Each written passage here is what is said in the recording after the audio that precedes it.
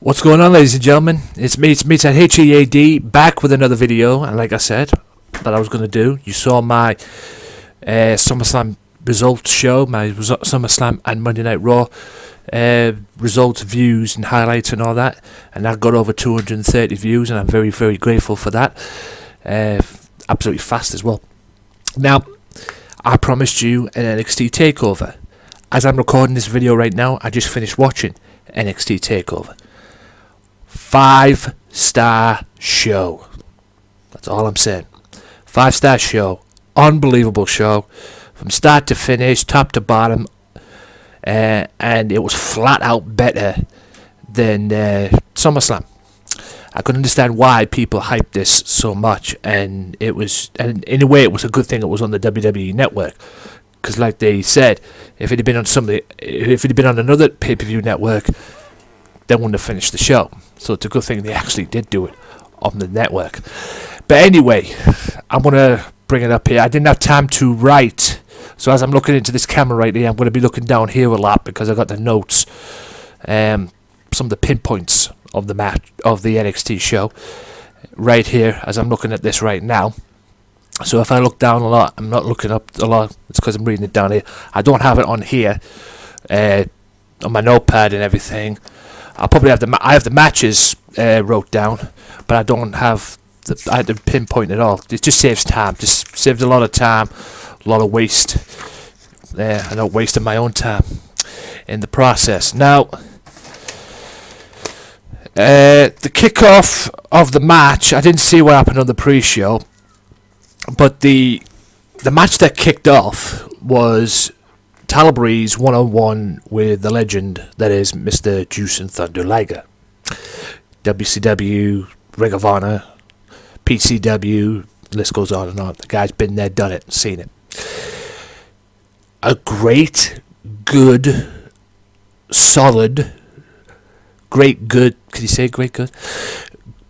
Great, let's just say great. Great, solid wrestling match to start off. Because there was a lot of mat wrestling, and early on, 5 to 10 minutes, I'd say 5 minutes as the match got into it, Liger was stretching him along the ground and everything, putting submission moves on him, getting him in like these weird surfboard moves and everything. If you've seen Jushin Thunder Liger wrestle, you know what he's capable of. But he was Tyler Breeze was really, really getting stretched out. But credit to Tyler, he did fall back. Great solid wrestling match. Used his wrestling ability to control Jushin. Even dominated most of the match. Not a lot, but most of it. And it was just a great mat wrestling, solid wrestling match. Unbelievable good way to kick off the show. I believed I went for Tyler Breeze to win this match. I thought they were just going to bring in Jushin Liger to put Tyler over. Obviously they didn't. They didn't go down that route. You bring the legends in, or you bring him in just to put him over, and that, like they've done with Rhino and shit like that. But Jushin got the win. He got the win with the Liger bomb. One of my favourite moments of the match is where he got that Jushin Liger got the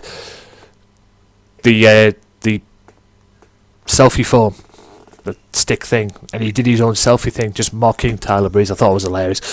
He's not afraid to do that. He's a great wrestler nonetheless, Jushin Liger, but he's not afraid to do that. He's just an awesome, great, solid wrestling match to kick off the show. And Jushin wins with the Liger bomb. I believe his finishing move is the Brainbuster. I believe if you're talking outside WWE, I believe his finishing move is the Brainbuster. I don't think he was allowed to use that. I don't know why, but Brainbuster's not a bad move in WWE. Mind you, saying that, you wouldn't believe the amount of big moves that are banned in WWE. Power Driver being one of them. Even though that gets used in indie wrestling as well as, I believe TNA even use it as well, because it's Eric Young's finishing move. Anyway, The second match, good solid match, great solid match to start off. And yeah, just a brilliant way to kick off. Vaudevillains and Blake and Murphy for the tag team titles. Now, a good, solid, action-packed tag team match this was. And the story of the match was who the Vaudevillains going to get to counter Miss Alexa Bliss. Blue pants. Okay. I got nothing against the girl. She could probably wrestle. Ish. And that's saying a lot.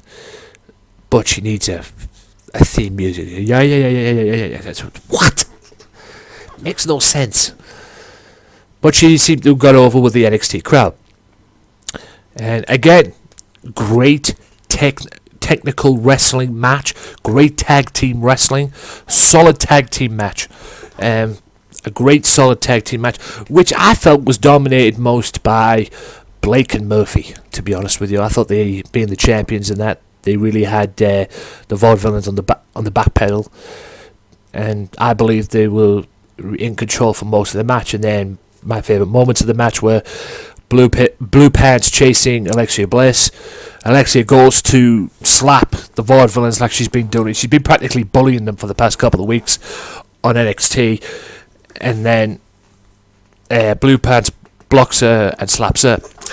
And then the Vaudevillains get the victory and become the new NXT Tag Team Champions. They hit their finishing move. I'm not even going to say the finishing move because it's a mouthful. But great, solid tag team wrestling at its best. If you want tag team wrestling, this is what the WWE, tag team division needs to be. Besides getting rid of the belts that they've got, they need to bring some fresh belts in. I really do not like them belts. It's supposed to be gold belts and they've got bronze belts. Seriously. But good, solid tag team wrestling, and the tag team division in WWE, or whoever's running WWE at this point, I'm guessing it's Vince, needs to take a look at that, because that's how the tag team division should be. If you want to see a good tag team match, watch that, in my opinion.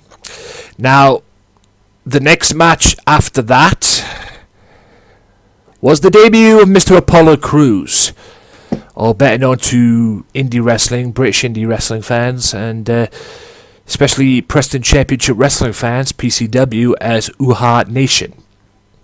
And I called this. I said this was going to happen. If you go back to the NXT predictions, I believe I said that he would probably wrestle Ty Dillinger. And I was right. Ty Dillinger. But although Mr. Cruz was impressive, he wasn't dominant. Because I felt from watching it, Ty Dillinger dominated most of the match for me. And was looking to take over, looking to make the hype built around Mr. Cruz and take over that and make it, and basically take it and flush it down the toilet. But Mr. Cruz, being so agile, he is unbelievable. Now I know why. Unfortunately, I'm ashamed to say this, I do watch PCW on their YouTube page. I've never seen a PCW show. I think the closest thing I've come to a PCW show was the PCW show they had on with Chris Travis for his illness, because they had that on the YouTube page. I have never seen a PCW show. I'm ashamed to say. I believe I might be wrong on that. I'm trying to go onto their on-demand service, but it's not working out. It's on Vimeo, their on-demand service, but I think you have to buy certain DVDs on there before you can get to there. It's nothing like the ICW and the Progress Wrestling on-demand service. Maybe PCW might want to think about going down that route, because that'll work a lot better than doing what you're doing with Vimeo. Big time. And hey, I can tell you this right now. If you do go down that route, I'll subscribe. I've got no problem subscribing. I'll do it. I've subscribed to ICW. I've subscribed to Progress Wrestling. Yeah, Combat Zone Wrestling's on there, but I don't think I'll be going down that route. But I don't mind adding you to that account. I don't care. Works for me. But anyway, Mr. Cruz was impressive. He did an impressive standing moonsault. He's very agile, very powerful, mixture of speed, agility, and natural strength, basically natural power. And he could be a big deal, and he will be a big deal, and because I believe he could be, he's definitely a future NXT champion in my opinion. And now I know why. Now I know why all the hype was about. Now I know why PCW felt very highly of this guy, because once upon a time he was the PCW champion. So I believe Mr. Cruz has a future. It'll be just interesting to see where he goes and what direction he will go, as far as NXT, specifically Triple H, trying to promote the guy, because Ty Dillinger took most of the match. He took the match to Apollo and took control of it and dominated most of it. What they're going to do with him when it comes to the NXT shows? Are they going to give him what they did with Baron Corbin? Give him 5-minute matches and shit like that. Same with Rhino as well. Or are they going to really test this guy out and give him 5-minute matches on the show, because it's a 60-minute show? And build him up, and then give him big matches on the NXT Takeover, because the next NXT Takeover show is in October. So, I mean, what they're going to do with this, it's interesting to find out, but if he's used right, he could be a dominant player in NXT, and I believe he will be a dominant player in NXT, because he's so good. And Ty Dillinger find out, despite the fact that Mr. Dillinger took control and dominated most of the match. Now, I would say probably first of 3 main events, even though it wasn't dubbed as a main event.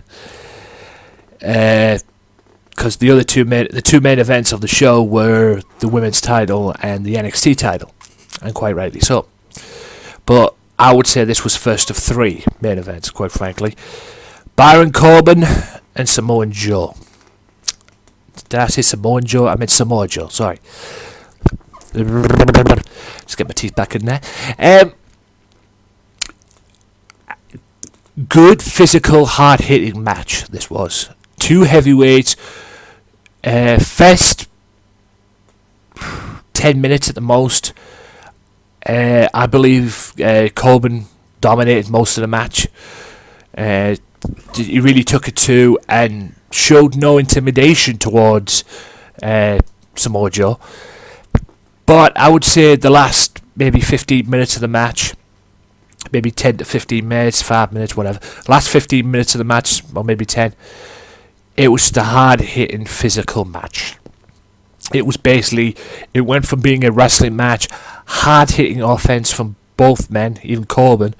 I believe Baron Corbin dominated most of the match, but Joe ended up winning with a submission move, the Kikita Clutch, which is his chokeout move. And if you've seen him in TNA, or in Ring of Honor for that matter, you know what that move is, and you know what that move's all about.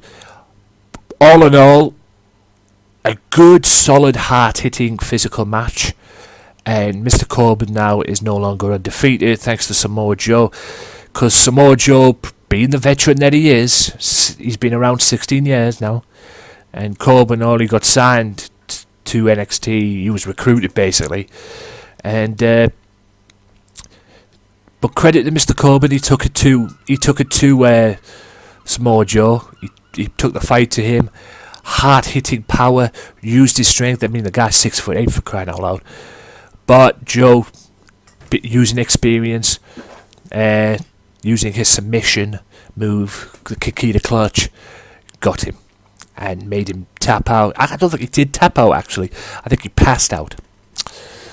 He passed out, and Mr. Corbin is now no longer the undefeated guy anymore. And that's good, to be fair, because it'd be interesting to see what they do with Corbin now. Hopefully they'll push Samoa Joe a little bit further than what he's got.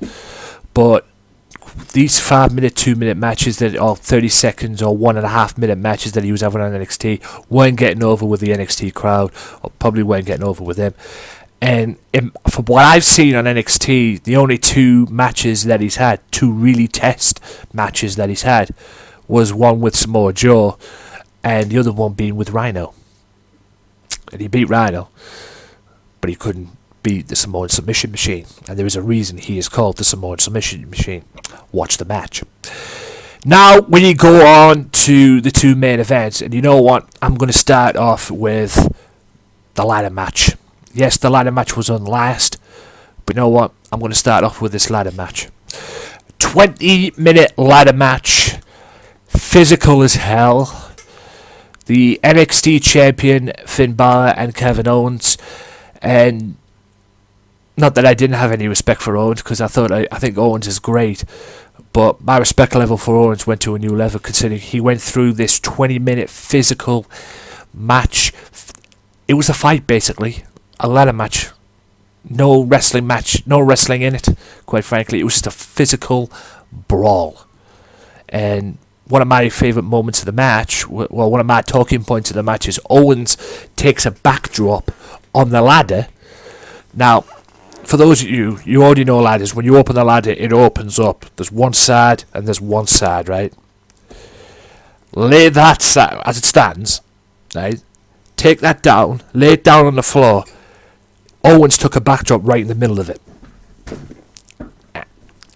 And it went right through me, quite frankly. It went absolutely right through me. Finn Balor showing, despite the fact he had an ankle, because at one point during the match he drop kicked, he ran across the announce table and drop kicked the ladder right into Owens, but the ladder fell back on Finn, and I believe fell on his ankle. He still managed to dive over the ropes. Suicide dive over the ropes. And but yeah, it was just a good old-fashioned 20-minute ladder match. Was it the star attraction of the show? I could understand why it was last, because it was the main event and it was the NXT Championship. You know, I could understand that. But did it steal the show? No. It was an awesome match. And credit to Owens as well for even getting up to fight Cesaro after this match as well, because as you know, SummerSlam was the next night. This was on August 22nd. SummerSlam was the next night, and we all know that he had a match with Cesaro, who was actually there that night as well. But yeah, just a good old-fashioned match. And Owens took a back bump on the ladder. They were both on the ladder. There was a ladder wedged between the bottom turnbuckle and the bottom part of the ladder. Owens took a back bump on the ladder and then managed to crawl around, and then Finn, instead of going for the title first, he hit his double stomp finishing move off the top of the ladder and just took it from there, basically, and went up the ladder and got the victory and got the title. But all in all, good way to end the show. I don't think it should have ended that way, to be honest with you, but hey, that's my opinion. But good fashion ladder match, and all credit to Finn Balor. He is a champion, and I knew he'd be great because I've seen this guy back in the days when he was Prince Devitt. And Kevin Owens, hey, was one of many wrestlers that carried Ring of Honor on his back. And I believe before long he may very well carry the WWE on his back, to be honest. I could see him being WWE World Heavyweight Champion soon. Very soon. And I think he'd be a very good champion too. But all in all, Finn Balor on NXT is the man. And he's a future WWE champion as well. And like I said, I've watched Finn back in ICW when he was in Japan. Original founder of the Bullet Club as well, to all you Bullet Club fans out there. He was the original leader before he had to leave, and then Styles came in. And I knew he'd be great. I knew he'd be a hit in WWE. When they signed him, it didn't surprise me one bit. Now, unbelievable match up next. And you wonder why there's a revolution in WWE involving the women's division. Because you want to know what stole the show, in my opinion, of NXT, and I know I'm not the only one who's going to say this. Sasha Banks defending the women's title against Bayley. These two girls stole the fucking show. Period. Hard-hitting, physical women's match at its best. And you know what? Some say this was probably the greatest women's match of all time. I'd probably say in WWE, I don't know. But I can bloody see why. Because there's been a lot of good women's matches in NXT. I don't think any of them could top this. Because this is probably my favourite NXT women's match ever. Definitely my favourite women's match ever in wrestling today. Because I don't think, up until now, I don't think there's ever been a good women's match in WWE. I think the last women's match was in 2006, I believe. The last good one, anyway, in my opinion. I mean, there's been a few on NXT, but I'm talking about the WWE main roster in the Divas division, because the Divas division is a joke, and you wonder why there's a revolution. But these girls set the standard. I mean, the story of the match was Sasha working on the injured hand of Bayley, and one time I think she nearly crushed the hand. She put the hand into the stairs and just smacked the stairs onto it and nearly fucking crushed her. And there was one point during the match as well that Sasha had their bank statement, her finishing move on, and Bayley was on the verge of reaching the ropes, and Sasha just started kicking the bad hand, just started kicking it and stomping it and everything. God, it was awful. Other than that, it was just a physical, good women's match, wrestling match. Key word there, wrestling. As it says in the corner, forget the podcast bit, wrestling matters. That's why this channel exists, because of me. Wrestling matters, baby. That's what I believe in. That's what I stand up for on this channel. Not just on this channel, on the podcast too.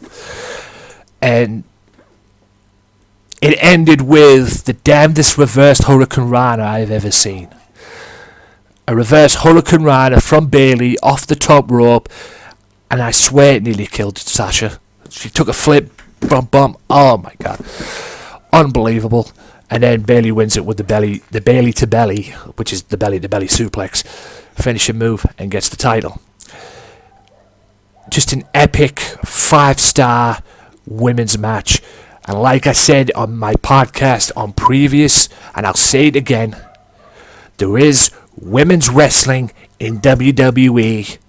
Hopefully before long it'll be on the main roster, but for now, if you want a good women's match, go to NXT. And then after the match, Bayley stands tall with the women's title, and the 4 horsewomen show up and party with her. That's right, Bayley, Sasha, Charlotte, and Becky. All 4 of them stand tall. The 4 women that set the standard and changed the face of the women's division, of the Divas division, whatever the hell you want to call it, in WWE. And I've got a funny feeling they'll do it again on the main roster. They damn sure did it in NXT, or they'll do it again on the main roster once they all get up there. I mean, Sasha, Becky, and Charlotte are already there. As soon as Bayley comes up, get it done, WWE. The thumbnail says it all. Dear WWE, make it a stable. And I don't think there's ever been a female group in wrestling before. At least from my perspective, at least. I mean, I've been watching wrestling a long time and been a fan of wrestling a long time. I don't think there's ever been a female women's group in wrestling. And I think that's what it needs. I mean, that's what I've always said. I don't think... That's what I'll say this again. I've said this a few times. I'll say it again. Sasha Banks should not be with Team Bad, in my opinion. I think they should. I think Stephanie should have put her with. Should have got her to go with Charlotte, Paige, and Becky, and create the 4 horsemen that way. I don't mind having Paige in there. Paige set the standard for the NXT. She was the very first NXT Women's Champion, and she's British too. But you know. I mean, the perfect fit for Team Bad would have been Alicia Fox, because she's the odd one out in Team Balor. That's as simple as that. I mean, Team Balor is Brie and Nikki. You know, Brie and Nikki, to be honest with you. The thing with Alicia Fox is that because WWE didn't know what to do with her, so I thought, oh yeah, we'll put her with Team Balor. Makes no sense. Alicia should be with Team Bad, quite frankly. And they should have Sasha Banks, Paige, Becky, and Charlotte as 4, and then add Bayley when she comes up. That's what it should be. That's a revolution, because the NXT girls started this revolution. You know, it wasn't the WWE divas; it was the NXT girls. And I'll go on the record in saying this to this very day. The WWE Divas, and some of them are great, but some of them aren't. But they can't hold a candle to what the NXT Women's Division does. You put them two on the pedestal. The Divas Division's down here. The NXT's Women's Division is right out the shot there. As you can see where my hand is right now. Okay? Divas Division at this point in time, hopefully it will change, but the Divas Division cannot hold a candle to what the NXT girls are doing on NXT. That's why, I'll say it again, there is a women's wrestling in WWE. At this point, it's on NXT. If you want to see a good women's match, go to NXT. Hopefully, with the Revolution, it will change and it'll be on the main roster too. That's why I'm a PCB fan. But like I say, Sasha should not be with them. Yes, they are a heel group, despite the fact that Sasha gets cheered out the building. And Sasha, out of the three, is the only one that gets cheered. Have you noticed that? You've got Naomi, Tamina, no one cares about them two. And you've got Sasha Banks, who people just cheer out the building. Because she's the boss. If it'd been me, Sasha would be with Team PCB. Period. But anyway, that's enough for me. 5-star show, 10 out of 10, 5 out of 5, whatever you want to call it. The best wrestling show WWE have put out in God knows how long. It seems from that show, wrestling lives in WWE. Despite the fact they portray themselves as sports entertainment. Well, I think they know what wrestling's about after that show, especially in NXT. I think that's why Vince doesn't applaud it that much, because it is wrestling. And to Vince, wrestling's a dirty word. But I hope you enjoyed this video, ladies and gentlemen. That is my NXT results and views and highlights and whatnot. Like, subscribe, do all that good stuff if you enjoy what you see. Subscribe to the Wrestling Matters channel, because I'll be having these out quite often. Big thank you for your support on the SummerSlam and Raw thoughts as well. Over 230 views on Twitter. On YouTube, sorry. Probably growing as we speak, but that's a statement for me. That's a good start. Something I can hopefully build on. And if there's any feedback, guys, that you want me to improve on these videos, if you don't want me to do all these logos in the corner and all that, and do the background stuff and that, let me know and I won't do it no more. You know, feedback helps, because whatever makes this improve. Because as you know, you guys are watching the channel, not just on Facebook, on the Wrestling Matters Podcast Facebook page, where this will be going as well, but on this YouTube channel, the Wrestling Matters channel. Why? Because I want to talk about the best wrestling possible. I don't stand up for sports entertainment. If you come on here and you stand up for sports entertainment, you might as well leave. Okay? I talk WWE, I talk Ring of Honor, I talk ICW, Insane Championship Wrestling, I talk Progress Wrestling, I talk Impact Wrestling, NXT, you name it, I want to talk about it. I want to talk about the best wrestling on this channel and on my podcast and whatever. Because that's why I do these for. Because I'm a wrestling fan. And I'm fucking proud of it. Like, subscribe, do all that good stuff, guys. Hope you've enjoyed this video. And until next time, I'm Anthony Walker saying, see ya.